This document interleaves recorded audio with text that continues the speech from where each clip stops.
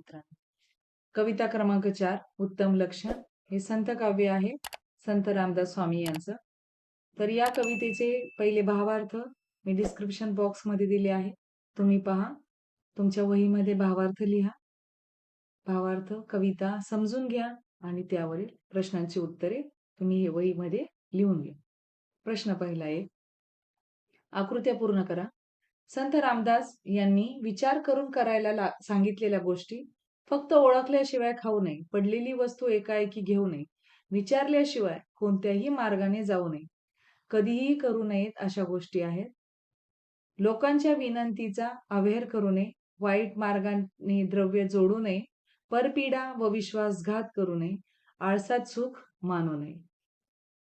पुढे पहा, तुमच्यातील प्रत्येकी 3 गुण व 3 दोष शोधून लिहा. गुण आहे प्रामाणिकपणा, खेळांची आवड, कुटुंबातील माणसांवर उत्कट प्रेम. आणि दोष, सकाळी झोपेतून फार उशिरा उठणे, मोबाईल खेळण्यात वेळ घालवणे, गरज नसताना इंग्रजी शब्दांचा वापर करणे. यामध्ये तुमच्यासाठी सांगितले, त्यामुळे तुम्ही तुमच्यामध्ये कोणता गुण आणि दोष आहे तो देखील लिहू शकता. खालील व्यक्तींशी कसे वागावे असे संत रामदास म्हणतात. हा प्रश्न दुसरा आहे. तोंडाळांशी भांडू नये, संतांच्या सहवासात मनापासून खंडित होऊ देऊ नये, म्हणजे त्यांच्या सहवासात राहावं असं त्याचा अर्थ आहे. प्रश्न तिसरा, तर यामध्ये खालील गोष्टीबाबत कोणती दक्षता घ्यावी ते लिहा. तर तुम्हाला गोष्टी दिल्या, तुम्हाला फक्त दक्षता लिहायचं आहे. आळस, सुख मानू नये, परपीडा करू नये, सत्य मार्ग सोडू नये. काव्य सौंदर्य, तर काव्य सौंदर्यामध्ये खालील ओळीचे रसग्रहण तुमच्या शब्दात लिहा. जनी अर्जब तोडू नये, पापद्रव्य जोडू नये, पुण्य मार्ग सोडू नये कदाकाळ. यात मध्ये आशय सौंदर्य, काव्य सौंदर्य आणि भाषिक वैशिष्ट्ये असतात, तर ते एकत्रच आले, आतमध्येच आहेत. लिहिताना तुम्ही एकाखाली एक लिहा, म्हणजे तुम्हाला ते व्यवस्थित लिहिता येईल. आणि काळ्या पेनाने अंडरलाईन करा, म्हणजे वाचताना तुम्हाला अडचण निर्माण होणार नाही. आशय सौंदर्य, संत कवी संत रामदास यांनी श्रीदास बोधातील उत्तम लक्षण या रचनेत आदर्श व्यक्तीची लक्षणे सांगितली आहेत. त्यापैकी उपरोक्त ओवीमध्ये 3 लक्षणांचा ऊहापोह केला आहे. आता काव्य सौंदर्य, संत रामदास यांनी आदर्शत्वाची संकल्पना स्पष्ट करताना समाजात वावरणाऱ्या व्यक्तीने काय करावे आणि काय करू नये याबाबत मार्गदर्शन केले आहे.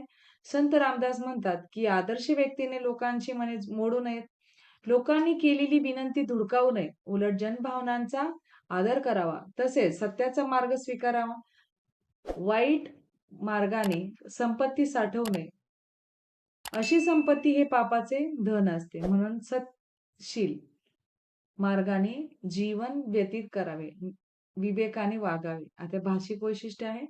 वरील ज्या ओळी आहेत त्या ओळीमध्ये जनरीतीचे त्यांनी केलेले सूक्ष्म अवलोकन प्रत्ययाला येणे, तोडू नये, जोडू नये, सोडू नये, म्हणजे हे जे यमक आहेत रायमिंग वर्ड्स, तर यमकाद्वारे संदेशामध्ये आवाहकता आली आहे. समाजाच्या नैतिक आणि आध्यात्मिक उन्नतीविषयी अखंड जागरूकता आणि अतीव तळमळ संत रामदास यांच्या काव्यात आढळते. पापद्रव्य व पुण्य मार्ग यातील विरोधाभास ठळकपणे उठून दिसतो. ओवीमध्ये प्रासादिकता हा गुण आढळतो. खाली काही ओळी तुमच्या दिसत नाहीयेत, पण मी बोलताना तुम्ही तुमच्या वहीमध्ये लिहून घ्या.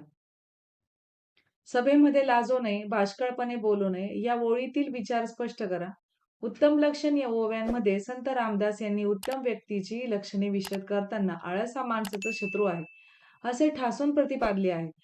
तर आळस हा माणसाच्या अंगी असलेला जो दुर्गुण आहे. आळसामुळे कार्य करायला उत्साह राहत नाही व त्यामुळे बरीच कामे खोळंबून राहतात. आळसे कार्यभाग असतो. या समर्थ रामदासांच्या उक्तीमध्ये हे तत्व सांगितले आहे की माणसाच्या मनाला जे षड्विकार जडतात त्यात आळस हा विकार आहे. दैनंदिन कामामध्ये आळसाला स्थान देऊ नये. आळसामुळे प्रगती खुंटते, भविष्य अंधारते. आळसामुळे मनाला जडत्व प्राप्त होते, माणूस नाकर्ता होतो. आळशी माणसाला समाजात मान मिळत नाही, म्हणून आळसात सुख मानू नये, समाधान मानू नये असे समर्थ रामदास सांगतो. पुढचा आणि शेवटचा प्रश्न आहे की आळसे सुख मानू नये या ओळीचा तुम्हाला समजलेला अर्थ स्पष्ट करा. उत्तम लक्षण या कवितेमध्ये संत रामदास यांनी आदर्श गुणसंपन्न व्यक्तीची लक्षणे समजावून सांगितली आहेत, की त्यापैकी एक लक्षण उपरोक्त चरणात सूचित केले आहे. मनुष्य हा समाजप्रिय प्राणी आहे. माणसामध्ये तो नित्य वावरत असतो. समूहामध्ये आदर्श व्यक्तीचे वर्तन कसे असावे हे सांगताना संत रामदास म्हणतात, सभेमध्ये वावरताना, आपले मत मांडताना कधीही लाजू नये, स्पष्टपणे आपले मत म्हणणे मांडावे. परंतु त्याच वेळी बालिशपणे बोलून आपले हास्य करून घेऊ नये. निरर्थक असे वक्तव्य करू नये, बाष्कळपणे बोलू नये. उत्तम पुरुषाचे एक मर्मग्राही लक्षण या ओवीमध्ये मांडलेले आहे. तुम्हाला आजची कवितेचा स्वाध्याय व्यवस्थितरित्या समजला. ठीक आहे? धन्यवाद.